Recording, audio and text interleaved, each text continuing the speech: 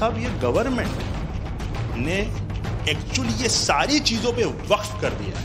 वक्फ का मतलब अब रुक जाओ, ये नहीं चलेगा। आपने ये एक्ट इनेक्ट किया सिर्फ माइनॉरिटी प्रोटेक्शन के लिए नहीं, बल्कि माइनॉरिटी विद इन माइनॉरिटी के लिए।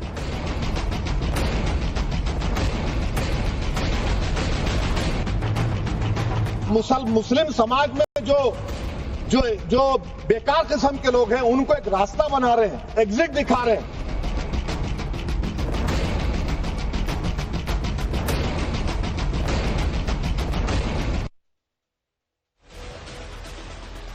नमस्कार, 10 बजे की दमदार डिबेट आप देख रहे हैं। मैं आपके साथ अनुराग सिंह।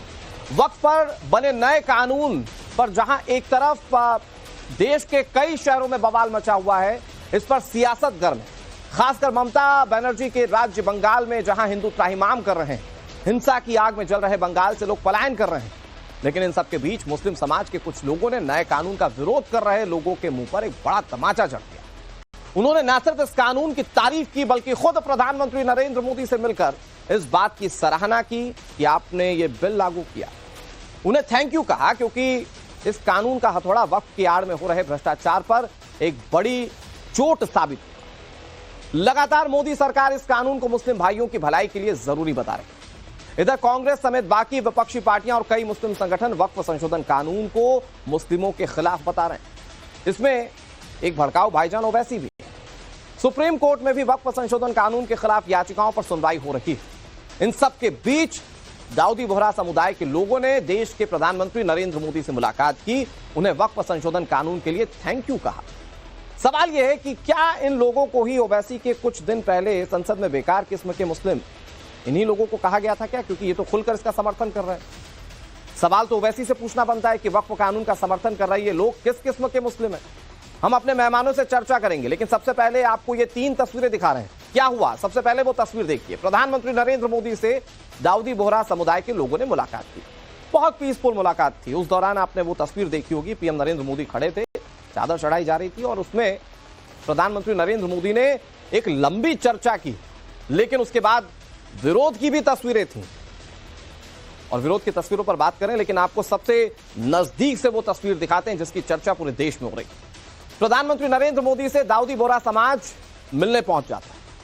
वक्फ कानून पर पीएम नरेंद्र मोदी को कहा, मोदी जी आपका शुक्रिया कि आपने ये कानून लागू किया, ये संशोधित कानून लागू किया। प्रधानमंत्री नरेंद्र मोदी ने पुरानी मांग पूरी की है, ये बोहरा समाज ने कहा। बोहरा समाज कह रहा है जरूरतमंद मुस्लिमों के लिए यह कानून बहुत इंपॉर्टेंट। वक्फ संपत्तियों का प्रबंधन ठीक से होगा, ट्रांसपेरेंसी आएगी, ये बोहरा समाज कह रहा है पीएम नरेंद्र मोदी से मुलाकात के बाद। ना सिर्फ इतनी बात कही, बोहरा समाज यह भी कह रहा है कि नए कानून से भ्रष्टाचार रुकेगा, जो वक्फ बोर्ड मनमानी करता था वो रुकेगा। महिलाओं और बच्चों के कल्याण के लिए यह कानून बहुत जरूरी है। ये सारी बड़ी बातें बोहरा समाज ने की। सवाल यह कि ये सारे अच्छे पहलू कैसे बोहरा समाज को दिखते हैं? ये बोहरा समाज मुस्लिम है या नहीं, ये सवाल ये भी है, क्योंकि कोई बड़े नेता तो संसद में उठकर कह देते हैं कि खराब किस्म के जो मुस्लिम हैं उनको फायदा हो। इधर दाऊदी बोहरा समाज के लोगों ने नए कानून को लेकर कैसे पीएम नरेंद्र मोदी की तारीफ की, अब आपको वो सुनाते हैं, क्योंकि दाऊदी बोहरा समाज के लोग इस नए संशोधित कानून पर जबरदस्त तारीफ कर रहे हैं पीएम नरेंद्र मोदी की। कैसे, जरा सुनिए। साहब, आपने ये एक्ट इनेक्ट किया सिर्फ माइनॉरिटी प्रोटेक्शन के लिए नहीं, बल्कि माइनॉरिटी विद इन माइनॉरिटी के लिए। तो ये उस दिशा में साहब बहुत ही बड़ा स्टेप है। It is indeed a very strong step for the way forward. Thank you very much for जो काम हुआ है और हो रहा है वो इंशाअल्लाह इंडिया के लिए, हिंदुस्तान के लिए और पूरे देश के लिए बहुत खूब होगा। और छोटे लोगों की भी, आप भरे गिनती में छोटे हो, लेकिन आपके दिल में जगह बहुत ज़्यादा है। ये आपकी जो खूबी है वो शायद किसी में भी नहीं होगी।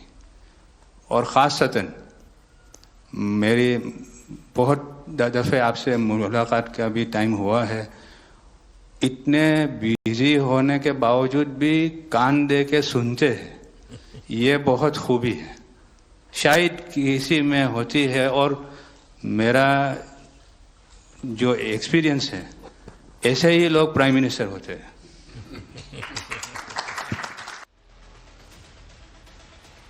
आपने देखा वक्फ पर बने नए कानून को लेकर दाऊदी बोहरा समाज के लोग कैसे पीएम नरेंद्र मोदी की जमकर तारीफ कर रहे हैं। इसकी वजह से अब वक्फ के नाम पर होने वाली मनमानी नहीं चलेगी, ये समाज के लोग कह रहे हैं। दाऊदी बोहरा समाज के लोगों ने वक्फ के गड़बड़ झाले का एक एग्जाम्पल भी पीएम नरेंद्र मोदी के सामने रखा। वो एग्जाम्पल क्या है, जरा खुद सुनिए। साहब, मैं अपने वाक्यों को भिंडी बाजार में हमारो एक प्रोजेक्ट चाले है। हमारे प्रोजेक्ट में एक जगह है भिंडी बाजार के अंदर जो हमने 2015 में खरीदी। हम मालिक हैं, बहुत मेहनत से खरीदी। उस जगह को 2015 में लिया, 2019 में कोई नासिक का और अहमदाबाद का शख्स जाके बोलता है ये जगह वक्फ है। वक्फ तो वहां पे तो लोग रहते हैं, टेनेंट्स है, दुकानें हैं। एक 700 स्क्वायर फीट जगह पे कोई नमाज पढ़ता होगा जो कम्युनिटी हॉल होता है। सब ये गवर्नमेंट ने एक्चुअली ये सारी चीजों पे वक्फ कर दिया है। वक्फ का मतलब अब रुक जाओ, ये नहीं चलेगा। बहुत ही महंगी जगह है और हमने बहुत मुश्किल से ली है। 2019 के अंदर कोई थर्ड पार्टी, इसका कोई लेना देना नहीं है, वो जाके ये जगह को वक्फ कर देता है। तो सर कानून में बदलाव तो लाना होगा। इसके बाद बारी आई पीएम नरेंद्र मोदी के बोलने की। पीएम नरेंद्र मोदी ने इन लोगों को बताया कि वक्फ कानून में बदलाव का फैसला उन्होंने 1 या 2 दिन में नहीं लिया। इस पर काफी मंथन किया गया और फिर उसके बाद नया वक्फ संशोधन कानून तक पहुंच पाया। सुनिए पीएम नरेंद्र मोदी क्या कह रहे हैं। मेरे पास ये कानून तो बाद में बना। पहले राउंड में जब मेरे पास रिपोर्टिंग आया, जब मैं यहाँ 19 में जीत करके आया, तब मेरे पास आया 1700 से ज्यादा मुस्लिम समाज की शिकायतें थी कि भाई हमें न्याय दो। वक़्फ़ वालों ने हमारे साथ ये किया है। उसमें ज्यादातर बहनें बेटियां थी। तब जाकर के मैंने कहा भाई रियलिटी क्या है खोजो। तो ये रातों रात नहीं आया है जी, लगातार 5 साल तक हर बारीक चीज को कोशिश की है समय। तारीफ करने वाले को सुन लिया, जिसकी तारीफ हो रही थी आपने उसको सुन लिया, लेकिन अब आप ओवैसी को सुनिए। वो संसद में बोलते हुए वक्फ कानून का समर्थन करने वाले मुस्लिमों को कैसे बेकार किस्म का मुस्लिम कह रहे थे, जरा ये। गवर्नमेंट क्या कर रही है? आप मुस्लिम समाज में जो बेकार किस्म के लोग हैं उनको एक रास्ता बना रहे हैं, एग्जिट दिखा रहे हैं कि तुम्हें वक्फ से बचना है तो तुम्हें ट्रस्ट बना लो। गवर्नमेंट क्या कर रही है? आप मुस्लिम समाज में जो बेकार किस्म के लोग हैं उनको एक रास्ता बना रहे हैं, एग्जिट दिखा रहे हैं कि तुम्हें वक्फ से बचना है तो तुम्हें ट्रस्ट बना लो। बातचीत करने के लिए कई सारे मेहमान जुड़ गए हैं। अंबर जैदी हमारे साथ अब से कुछ ही देर में जुड़ेंगे, इस्लामिक स्कॉलर है हमारे साथ। मोहम्मद फैज खान जुड़ गए, संयोजक हैं मुस्लिम राष्ट्रीय मंच के। हमारे साथ एहसान अब्बासी जुड़ गए जो कि प्रेसिडेंट है पसमानदा मुस्लिम समाज के। हाफिज नूर अहमद हजरी साहब हमारे साथ जुड़ गए हैं, मुस्लिम स्कॉलर हैं, अच्छी खासी जानकारी रखते हैं मुस्लिम धर्म को लेकर। और फाजिल अहमद हमारे साथ जुड़ गए, मुस्लिम स्कॉलर है। सभी मेहमानों का स्वागत है। शुरुआत हजरी साहब आप ही से करता हूं। ये पीएम नरेंद्र मोदी से जो मिलने गए थे, ये मुस्लिम है कि नहीं है सर? इनको तो बिल में काफी अच्छाइयां नजर आती हैं, कानून में अच्छाइयां नजर आती हैं। कुछ लोग जबरदस्त तरीके से विरोध कर रहे हैं, all India Muslim personal law board जबरदस्त तरीके से विरोध कर रहा है। लेकिन ये जो मिलने पहुंचे पीएम नरेंद्र मोदी से, ये मुस्लिम है कि नहीं है?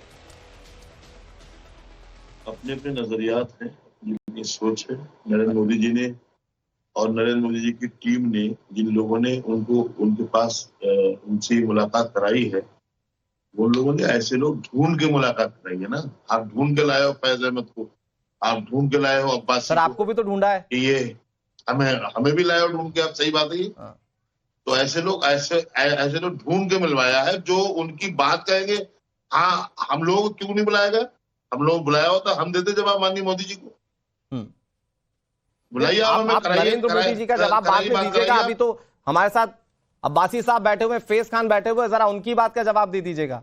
मोदी जी तो चलिए दूर की बात का, ये दरबारी, ये आप जो दरबारी बुलाते हैं ना, ये नहीं तो वो भी तो आपको विरोधी बुलाते हैं कि आपको हर बात पे सिर्फ विरोध करना है। राष्ट्रीय मुस्लिम मंच क्या है बताओ हमें आप। राष्ट्रीय मुस्लिम मंच जो है वो मुसलमानों का ईमान छीनने वाला एक गुरु बनाया आरएसएस ने, इंद्रेश कुमार ने।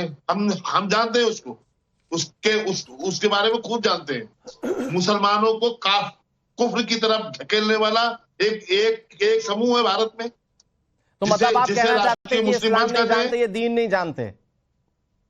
कौन नहीं दीन जानता है? ये सब सत्ता के चापलूस लोग हैं। हाँ, इन सबको और लाल आप बत्तियां विरोधियों का चाहिए, क्या कर रहे हैं? इन सबको जो विरोध कर रहे हैं उन क्या? लोगों का क्या कर रहे हैं आप? इनका विरोध कर रहे हैं। ये तो आपके लिए भी कहा जा सकता है ना कि जो विरोध करने वाले हैं अरे विपक्ष के, नहीं। आपको भी तो विपक्षों का चापलूस कहा जा सकता है मैं सर। किसी पार्टी विशेष का व्यक्ति नहीं। दूसरों के दामन पर मुस्लिम दाग पर्सनल ढूंढने लॉ वाले ऑफ कभी कभार अपने इंडिया का गिरेबान नहीं खादिम हूं। झाड़ते सर।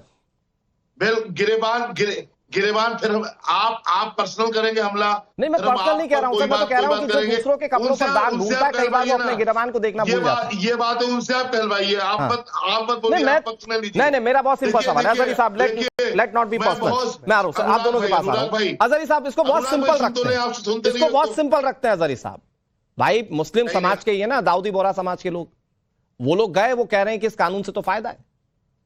वो मुस्लिम नहीं है क्या? अरे भाई, मैंने कहा ना, उन्होंने ऐसे लोगों को बुलाया है तो उन्हें मालूम है ये हमारी ही करेंगे बात, तो जाहिर है हाँ। कोई वहां जवाब देने वाला है। उन्होंने कहा कि 1700 से ज्यादा लोगों की शिकायत आई थी। हाँ। अब उन्होंने माननीय मोदी जी ने कहा कि मुसलमानों की, तो जब मसला मुसलमानों का है तो शिकायतें कोई और क्यों करेगा? तो मुसलमानी तो शिकायत करने गए थे सर। पीएम नरेंद्र मोदी के सामने भिंडी बाजार का एग्जाम्पल रखा तो सही कि कैसे वक्फ ने अपनी मनमानी करते हुए एक महंगी जमीन अपने नाम पर कर ली। मनमानिया 11 साल से माननीय मोदी जी की आज सरकार प्रोमिनेंस नहीं दिख रही है अजहरी साहब। मनमानिया तो टूटे शब्द जो लोग बहुत कुछ इंडिकेट कर रहे हैं उनकी आपसे। मनमानी कैसे खत्म हो, उसका तरीका ये है कि डीएम को आप हावी कर देंगे हम पर। अरे सर, उसके लिए तो आप कोर्ट में चले गए। अच्छा, मैं आप सिंपल बेचैनी कह रहा हूं क्यों सर, मेरा सवाल फिर सुनिए। अच्छा, अनुराग भाई, मैं कह रहा हूं क्यों पीएम बताओ? नरेंद्र मोदी से मिलने वाले मुस्लिम है कि नहीं है? मैं आपसे पूछ रहा हूँ, आप बेचैनी क्यों है? हाँ। मामला 5 तारीख को माननीय सुप्रीम कोर्ट सुनेगा, सामने आ जाएगा। क्यों परेशान हो रहे हैं? वो मेरी बात का जवाब दे। अरे कोर्ट सुनेगा sir, all India Muslim personal law board ने अपनी याचिका दाखिल की है, कोर्ट सुनेगा, अपनी बात कहेगा, जो कहेगा वो सर आंखों पर। मैं कह रहा हूं let's not talk about the court. मैं कह रहा हूं आज ये बताइए कि पीएम नरेंद्र मोदी से मिलने वाले मुस्लिम थे या नहीं थे, और मुस्लिम थे तो इनको क्यों पसंद आ रहा है वक्फ बिल? इससे मिलने वाले मुस्लिम थे या नहीं थे, हम वो जाहिर में तो मुसलमान ही लग रहे हैं। हमें लग रहे थे। हमने अंदर तो अच्छा, लग रहे थे का क्या मतलब है सर? जाहिर तो भाई हमें फाजिल जी आ रहा हूं, फाजिल जी वेट। अरे वो भी जानकार है सर, अजहरी साहब भी जानकार हैं। ओके अजहरी साहब प्लीज, सुन ले Your turn, sir, please. अनुराग भाई सुन ले। मुझे वो जिस तरह से आप दिखा रहे हैं, मैं उनसे वाकिफ नहीं वो लोग कौन है, हाँ। लेकिन वो जाहिर में मुसलमान ही लग रहे हैं, तो जाहिर है मुसलमान होंगे। हाँ। हम क्यों तो फिर किसी के उनको वक्त कोई पसंद आ रहा है, मुसलमान वक्त या नया नहीं कानून ये पसंद आ रहा है, सवाल आपको क्यों नहीं आ रहा है? पूछ रहे हो?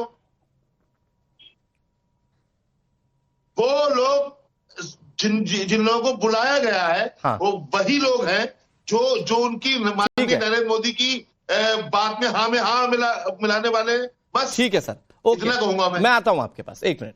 लेकिन सबसे इंपॉर्टेंट और इंटरेस्टिंग फैक्ट ये है कि जब आपसे पूछा जाता है तकनीकी बिंदुओं पर कि भैया विरोध बता दीजिए, तो आप वो विरोध नहीं बता पाते। सरकार तो कई सारे सवालों का आपका ऐसे जवाब नहीं दे बताते चुकी है ना लोग लोकसभा में। विरोध। मैं आ रहा हूं आपके पास, अजहरी साहब मैं आ रहा हूं आपके पास। फाजिल भाई थोड़ा सा इंतजार कर लीजिए, और मैं फैज जी आपसे भी कह रहा हूं थोड़ा सा वेट कर लीजिए, क्योंकि आपको वो कैटेगराइज कर चुके हैं कि आप आरएसएस विंग के।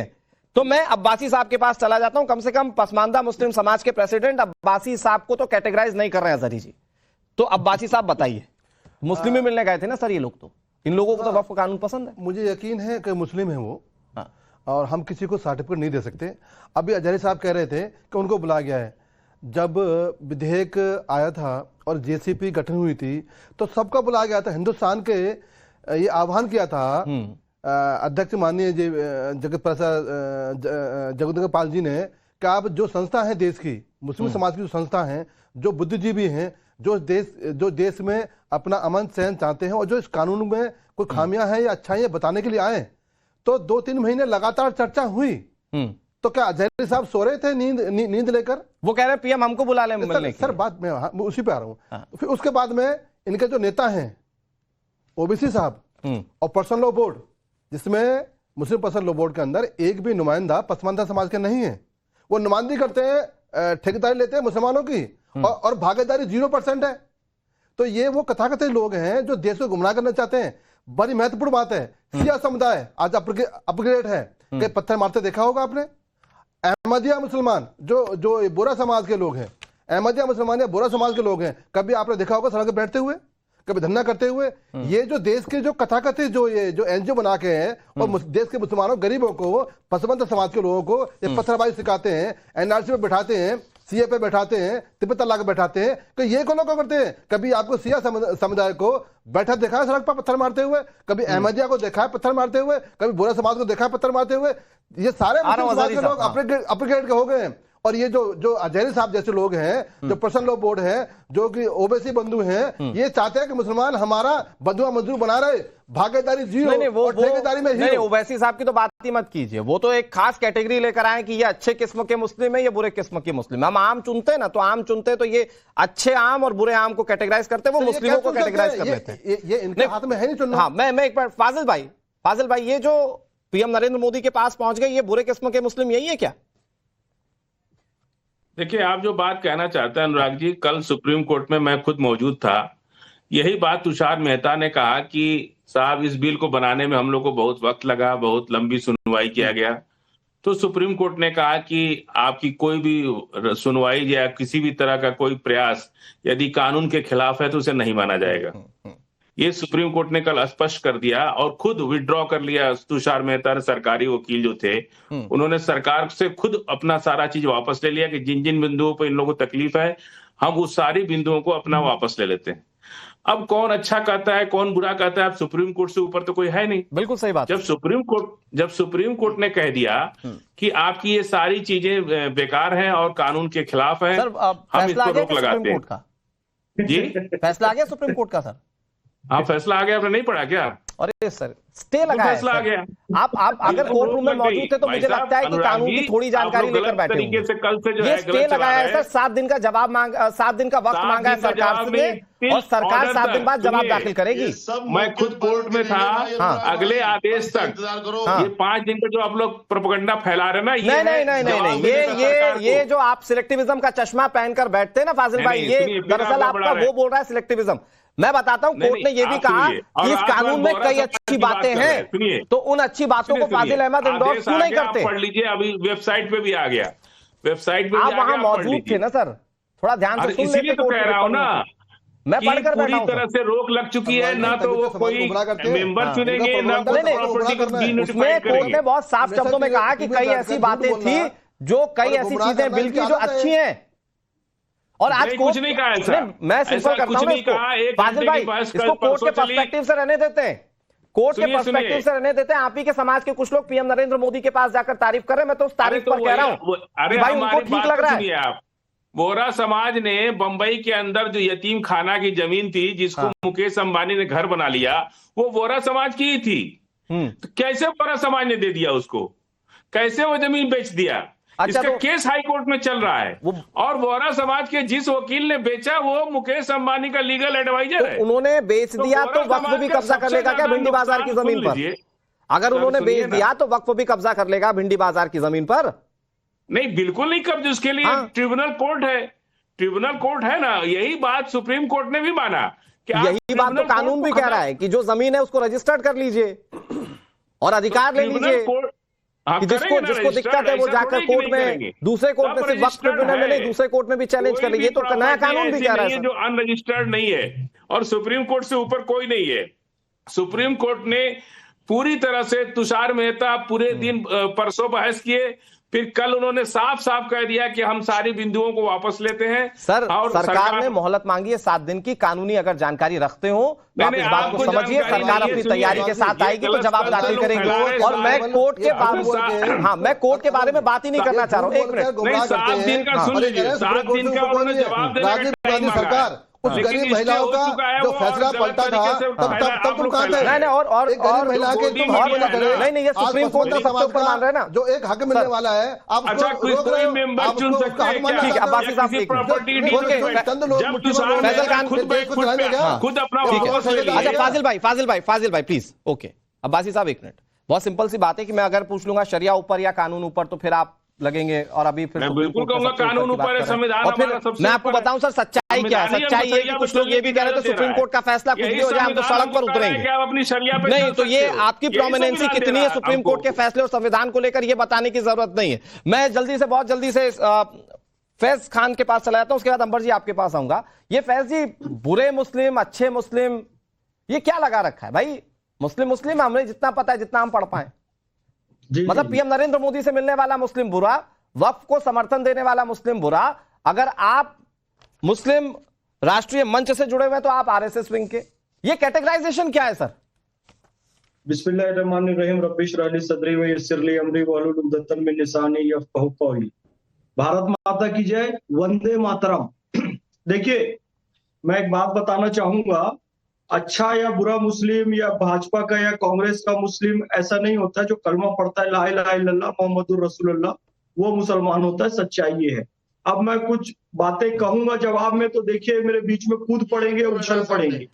कुछ मुस्लिम ऐसे होते हैं जो कि जिन्होंने पाकिस्तान की मांग की, जो जोगेंद्र नाथ मंडल को भी साथ में लेकर गए थे और इस देश के 2 टुकड़े किए थे, वो खराब मुस्लिम है। उन्होंने दलितों को भी धोखा दिया था। जिन्ना जैसे लोगों ने, उनकी औलादे आज भी हैं जो पाकिस्तान जिंदाबाद के नारे लगाते हैं, वो लोग बुरे मुस्लिम होते हैं। अभी पाकिस्तान की टीम पर जो जश्न मनाते हैं और बांग्लादेश से मदद लेते हैं, वो वतन के गद्दार होते हैं। कुछ लोग ऐसे हमारी कौम में है जो दिखाई भी दे रहे हैं, यहाँ पर क्लियर कट दिखाई दे, जिनको लगता है जो शरीर पर बम बांधकर कूद जाए, अल्लाह अकबर बोल के खुद भी मर जाए और 25 लोगों को मार दे, वो सच्चा मुस्लिम है। लेकिन अंबर जैदी हो, हम हो या बोहरा समाज के लोग जो मिले हैं, जो इस वतन की बात करते हैं, जो प्रधानमंत्री मोदी जी के साथ है, जो अपने देश के आईन के साथ है, संविधान के साथ है, वो सब इनको बुरे मुस्लिम लगते हैं क्योंकि ये खुद गद्दार हैं। मैं आपको बताता हूं कि प्रधानमंत्री श्री नरेंद्र मोदी जी के शासन में इतनी अच्छी व्यवस्था है, इतनी अच्छी व्यवस्था है। ये बार बार कह रहे थे ईवीएम हैक है। भाई ईवीएम हैक होती तो 240 सीट कैसे आती? ईवीएम है, ये कहते हैं सुप्रीम कोर्ट बिका हुआ है। सुप्रीम कोर्ट ने अब कुछ कड़े फैसले भी दिए हैं और कुछ इसके पक्ष में भी फैसले दिए हैं। कुछ निगेटिव फैसले इसलिए दिए हैं, इससे पता अब बीच में नहीं बोलेंगे। निष्पक्ष है। मोदी जी का कोई दबाव नहीं है सुप्रीम कोर्ट में, मोदी जी का कोई दबाव नहीं है ईडी में, मोदी जी का कोई दबाव नहीं है किसी भी तरह के कोई। फाजिल भाई, जहां कॉन्ट्रडिक्शन होगा मैं उस पर सवाल पूछूंगा। एक मिनट फाजिल भाई, अब वो कह रहे हैं बम बांधकर मरने वाला या लोगों को मारने वाला बुरा है, तो इसमें मैं क्या सवाल पूछ दूं? इस कानून पर इससे नहीं लगाया। भैया सुन लो, सच्चाई सुन नहीं सकते आतंकवादियों के समर्थक हो तुम लोग, समझ गए? पाकिस्तान बनाने वाले लोगों की विचारधारा के समर्थक है। जोगेंद्र मंडल दलित को इन लोगों ने धोखा दिया, जय भीम कहकर दलितों को धोखा देने वाले ये लोग हैं। अब देखो, अदालत ने कहा इस कानून पर इससे नहीं लगाया है, ये इससे नहीं लगाया है। अरे पाकिस्तान के विचारकों लगा, इनके बीच में नहीं बोला था, बोल पड़े। अच्छा, एक एक करके ये बोलने वाले हैं, ये वही लोग हैं जो आतंकवाद को समर्थन करते हैं। बर्दाश्त नहीं हो रहा हाफिज बिन मोहम्मद अजहरी से। शर्म करो, वतन को तोड़ के वतन के गद्दारों, जो इस देश के सुप्रीम कोर्ट के खिलाफ हो, जो इस देश के प्रधानमंत्री के खिलाफ हो, वतन के खिलाफ हो। ठीक है, अच्छा एक मिनट, ठीक है, ओके। मोहम्मद फैज भाई, आपने एक बात बहुत अच्छी कही जो मुझे अच्छी लगी। मैं फाजिल भाई के पास जाऊंगा, बार बार मेरे मुंह से फैजल निकल रहा है। फाजिल भाई मैं आपके पास आऊंगा, अजहरी साहब मैं पूरा मौका दूंगा, अंबर जैदी जी मैं आपके पास आता हूं। लेकिन एक बात मुझे बहुत अच्छी लगी कि भाई वक्फ बिल का समर्थन करने वाले बुरे किस्म के मुस्लिम हो सकते हैं, पीएम मोदी से मिलने वाले बुरे किस्म के मुस्लिम हो सकते हैं। ये टर्मिनोलॉजी तब आई जब वक्फ पर बात हो रही थी, लेकिन ये टर्मिनोलॉजी तब नहीं आई जब आतंकी हमले हो रहे थे। ये टर्मिनोलॉजी तब नहीं आई जब देश में पाकिस्तान जिंदाबाद के नारे लग रहे थे। ये देश में टर्मिनोलॉजी तब नहीं आई जब आतंकी हमले हो रहे थे, 26/11, 9/11 जैसे हमले हुए, तब ये टर्मिनोलॉजी कभी नहीं आई। ये बुरे किस्म के मुस्लिम तब पैदा नहीं हुए, ये वक्फ संशोधन कानून पर समर्थन देने वाले बुरे हो गए। मैं जरा कुछ सुना देता हूं पीएम नरेंद्र मोदी को लेकर कैसे लोग तारीफ करें, उसके बाद अंबर जी मैं आपके पास आ रहा हूं। एक बार जरा सुना देते अपने दर्शकों को कि कैसे पीएम नरेंद्र मोदी की तारीफ मुस्लिम धर्म के लोग ही कर रहे हैं। बुलंदियों पर पहुंच जाना कोई कमाल नहीं होता, बुलंदियों पे ठहरना कमाल होता है। क्या दौलत है आपके लफ्जों में, ऐसी क्या दौलत है आपके लफ्जों में, आप जब भी बात करते हैं दिल खरीद लेते हैं। आपकी हम्बलनेस, आपकी ह्यूमिलिटी साहेब लाजवाब है। हमारा माइम केवाय છે સાહેબ, જે નમા રબને ગમા। સાહેબ તમારા તો નામમાં જ નમો છે, નમો અમે સૌને ગમો। बड़े सुंदर शब्दों में तारीफ की और जाहिर बात है कि इन तारीफों का अपना कॉन्सिक्वेंस मान लिया जाएगा। अंबर जी थोड़ा सा प्लीज और मेरे कहने पे वेट कर लीजिए। अजहरी साहब, उन्होंने कहा दिल खरीद लेते, तो आपको तो ये लग रहा होगा कि पीएम नरेंद्र मोदी ने पैसा दिया होगा, दिल खरीद लिया होगा, कुछ ऐसा ही समझ रहे होंगे आप तो। अपने महिमा मंडन कराने के लिए लोग बुलाए हैं उन्होंने अपने सामने अपनी तारीफ। तो क्या अंबर जैदी ने पैसे लिए, तो क्या फैज खान ने पैसे लिए, क्या अब्बासी साहब ने पैसे लिए और मिल रहे थे, तो आप और फैजल भाई कहां थे? फाजिल भाई कहां थे? ले लेते पैसे। हमने नहीं कहा पैसे लिए, ये आप बोल रहे हो। अरे आप हमने नहीं कहा, अपना महिमा मंडन करवा रहे हैं। हमने नहीं कहा, अपना महिमा मंडन कराने के लिए बुलाए लोग ना। बताइए, आप बताइए, आप कह रहे ना, आप कह रहे ना अपना महिमा मंडन करवा रहे, तो क्यों करवा रहे हैं? अपना महिमा मंडन, अरे इसलिए कि वो लोगों को बता दें देखो मुसलमान हमारे साथ है, क्योंकि उन्हें अरब भी जाना है, ठीक है, एक मिनट, उन्हें सऊदिया भी जाना है, ठीक है, अब्बासी साहब एक बता, सुनो, ठीक है सर, ठीक है सर, ईरान में भी जाना है। अजहरी साहब जल्दी से, फिर मैं अंबर जैदी के पास जाऊं। अजहरी साहब प्लीज सर, जल्दी से उससे पूछ रहे हैं। हाँ सर, अजहरी साहब जल्दी से सर, आप कह रहे हैं ना कि अपना महिमा मंडन करवा रहे, कोई अपना महिमा मंडन कैसे करवाता है? या तो लालच देगा या पैसा देगा, वफ की तरह हड़प नहीं लेगा, बस यही होगा। नहीं कर रहे हम लोग, हमको बता रहे हैं। सर प्लीज अब्बासी साहब, ठीक है, अब अजहरी साहब जल्दी, अजहरी साहब जल्दी। मैं किसी के बीच में बोला नहीं हूं अब तक, और मैं बोलना भी नहीं चाहता। नहीं सर, आप मैं चाहता हूँ जैसे मैंने आप लोगों को सुना, आप लोग सर जल्दी से, 20 सेकंड है आपके पास, मैं नरेंद्र मोदी जी के पास जो लोग भी बैठे हैं, जो लोग भी आए हैं, वो लोग सिर्फ बुलाए गए हैं तैयारी के साथ में कि आपको जाकर इस तरह से करना है बात,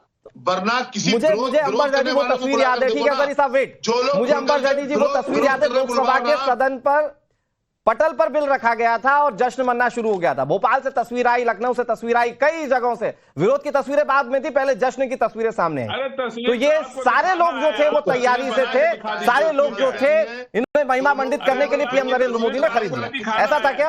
आप अगर बैठकर वक्फ बिल के समर्थन में बोलेंगे तो आपको भी महिमा मंडन करने के लिए बिठाएंगे, ऐसा है क्या मैम? तस्वीर दिखाना है। देखिए अनुराग, सबसे अहम बात यह है कि हमारे देसी कहावत है कि सावन के अंधे को सब हरा ही हरा नजर आता है। तो जो अब तक खरीद कर अपने प्रशंसक रखते आए हों, जो अब तक विरोध प्रदर्शनों में 500 पर लोगों को इकट्ठा करते आए हो, तो उनको यही लगेगा जो लोग प्रधानमंत्री मोदी की तारीफ कर रहे हैं, उनकी प्रशंसा कर रहे हैं, उनके काम से प्रसन्न होकर। ऐसा तो नहीं है कि एक दिन में ये सब कुछ हो गया। उन्होंने अपने काम से लोगों के दिल में जगह बनाई है, इसलिए लोग उनसे इतना मोहब्बत करते हैं। अब सब सवाल यहाँ पे पैदा होते हैं। मुझे अनुराग अब तक किसी की आवाज नहीं आ रही थी, लेकिन आपकी बातों से यहाँ पर ये लग रहा है कि यहाँ पर अच्छे और बुरे मुसलमान का टैग दिया जा रहा था। अब सवाल मैं ये करती हूँ, जो सबसे अच्छे मुसलमान हैं और जो पूरे मुसलमानों को सर्टिफिकेट बांट रहे हैं, जनाबे वाला ओवैसी साहब, उनका हैदराबाद में हर एक इदारा जो उन्होंने स्कूल, कॉलेज, हॉस्पिटल बनाया हुआ है समाज की फलाह बहबूदी के लिए, वो हर एक इदारा वक्त की जमीन पर बना हुआ है। हैदराबाद में 5 सितारा होटल को जमीन दी वक्त की। तो सबसे पहले अच्छाई और बुराई का सवाल और हिसाब किताब ओवैसी जी से शुरुआत की। उसमें दिक्कत क्या है?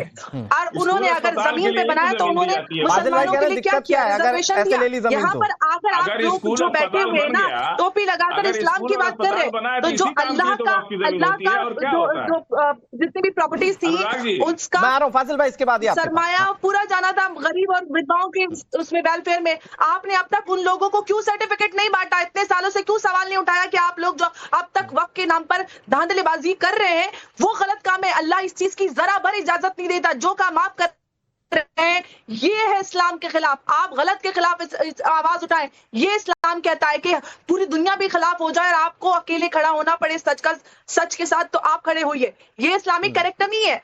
अगर कोई आतंकवादी मरता है तो लाखों की भीड़ इकट्ठी हो जाती है और आप कहते हैं अच्छे और मुसलमान का सर्टिफिकेट आप देंगे। एपीजे अब्दुल कलाम की जनाजे में 10 लोग इकट्ठा नहीं हो पाते, तो ये करके आप क्या दिखाना चाह रहे हैं कि मुसलमान आतंकवादी हो सकता है? अच्छा मुसलमान आतंकवादी होता है? आप कह रही हैं कि जमीन कब्जा ली, उस पे स्कूल बना दिया, अस्पताल बना दिया। फाजिल भाई का कहना ये कि इसमें बुरा क्या अगर स्कूल बन गया या अस्पताल बन गया तो? जल्दी से फिर उसके बाद मैं आ रहा हूँ। अरे तो भाई कब्जा करके आप तो कह रहे हैं कि आप अल्लाह की जमीन में नहीं बनाएंगे, तो आप अगर ऐसे तो आप अल्लाह ये कहता है कि किसी भी लिटिगेशन झगड़े की प्रॉपर्टीज में मस्जिद नहीं बन सकती। आप किस तरह की बातें कर रही है? आप बहुत बड़ा कोई अस्पताल बनाना चाहते हैं मेरी बिना इजाजत, मुझसे बिना पूछे। आप अल्लाह के घर में चोरी करके नेकी का काम कर रहे हैं। चोरी तो भाई साहब चोरी होती है। अल्लाह तो ये कहता है कि मेरी इबादत का भी आप चोरी करके नहीं बना सकते। लिटिगेशन है तो मस्जिद नहीं ठीक है फाजिल भाई तो मुझे एक बात बताइए, सरकार ने इजाजत कैसे इस तरह का काम अंबर कर जी सकते थोड़ा हैं? सा वेट कर लीजिए, फैज भाई आपके पास आ रहा हूं मैं, अब्बासी साहब आपके पास आ रहा हूं, फाजिल भाई सवाल कीजिए। ठीक है फाजिल भाई, आप सर पे टोपी रख के बैठे हुए, पूरा देश देख रहा है, मुसलमान सरकार देख ने रहे हैं। संसद के अंदर इस बात की जानकारी दी कि वक्फ के अंदर कुछ लोग ऐसे बैठे हैं जिन्होंने वक्फ की जमीन को 5 स्टार होटल के लिए लीज पर दे दिया, कुछ वक्फ की जमीनों का पता ही नहीं चला कि वो कहां चली गई। आपको लगता है ठीक है, इस पर विराम नहीं लगना चाहिए? आपको लगता है कि ये ट्रांसपेरेंसी नहीं आनी चाहिए कि जो मुस्लिमों के हक के लिए दिया गया है जमीन के तौर पर वो मुस्लिमों के हित के लिए इस्तेमाल हो? ठीक है, अब आप चुप रहिए तब ना हम बोले। बोलिए ना सर। स्कूल और अस्पताल बनाने के लिए ही वक्फ की जमीन होती है, किसी की भी जमीन पर बना देंगे, मदरसा, स्कूल, अस्पताल, किसी की भी जमीन पर बना देंगे। जिसमें आम सुन लीजिए, रिजर्वेशन अपने कमर्शियल फायदे के लिए किया गया है, वो कमर्शियली इसका इस्तेमाल हो रहा है। फाजिल साहब, वो कमर्शियल हॉस्पिटल बने हुए, कोई वेलफेयर हॉस्पिटल नहीं बने हुए, अपने अपना धंधा चलाया जा रहा है स्कूल कॉलेज। आप कैसी बातें करें? मुसलमानों को कोई रिजर्वेशन नहीं, मुसलमानों को कोई फ्री दवा नहीं है, कोई कुछ नहीं है। यहाँ पर बैठकर आप वैसे ही मनोरंजन कर रहे हैं, ये है आपका चरित्र। बम कौन फोड़ता था? प्रज्ञा ठाकुर, कर्नल पुरोहित, 25-26 चलेगा वक्त पे बात हो रही सर, मैं अब्बासी साहब सवालों के जवाब से भागते हैं सर, इनसे पूछना जरूरी है बार बार। Hemant Karkare sir Waqf very important for you sir, ये बहुत जरूरी है आपके लिए Waqf. Sir come to the point, Waqf नया कानून वक्फ सर जरूरी है, हेमंत करकरे पर बात हो जाएगी किसी और दिन। आप कोई जवाब नहीं इनके पास, इनको पता है अब आप सुप्रीम कोर्ट चले गए नहीं सर, फिर आप आइए मुद्दे पर। सुप्रीम कोर्ट में सुनवाई हो रही है, जो फैसला होगा सब मानेंगे। आज आप मुझे ये बताइए कि बुरे किस्म के मुस्लिम कौन लिया गया और ये कौन है जिनको अच्छाई दिख रही है कानून में? आगे नहीं करेंगे।